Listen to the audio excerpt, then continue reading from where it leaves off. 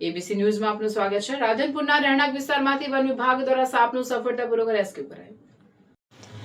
રાધનપુર અને આસપાસના વિસ્તારમાં તાજેતરમાં થયેલા ભારે વરસાદને કારણે રહેણાંક વિસ્તારોમાં ઝેરી અને અતિઝેરી જીવજંતુઓ તેમજ સાપ બહાર નીકળવાના બનાવ સામે આવી રહ્યા છે। આ દરમિયાન રાધનપુર શહેરના રહીશ મનુભાઈ વડેચાના ઘરે એક વિશાળ અને ઝેરી સાપ ઘૂસી આવ્યો હોવાની ઘટના બનવા પામી હતી। સાપ દેખાતા જ મનુભાઈ અને તેમના પરિવારે સમય સૂચકતા વાપરીને તાત્કાલિક રાધનપુર વન વિભાગને અંગે જાણ કરી હતી।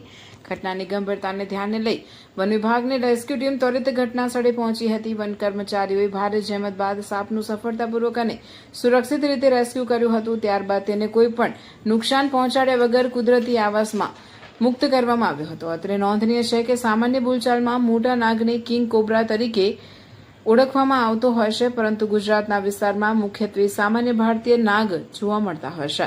ચોમાસાની ઋતુમાં સાપ કે અન્ય ઝેરી જીવજંતુઓથી બચવા માટે નાગરિકોને ઘર આસપાસ સ્વચ્છતા રાખવા, રાત્રિના સમયે ટોર્ચનો ઉપયોગ કરવા અને ઘરમાં લાકડા કે કચરાના ઢગલા ન કરવા અનુરોધ કરાયો છે। કોઈપણ સ્થળે સાપ દેખાય તો તેને પકડવા કે મારવાનો પ્રયાસ કર્યા વગર તુરંત વન વિભાગ અથવા સ્થાનિક સ્નેક રેસ્ક્યુઅરનો સંપર્ક કરવો। અહેવાલ વિપુલભાઈ ચૌધરી, રાધનપુર।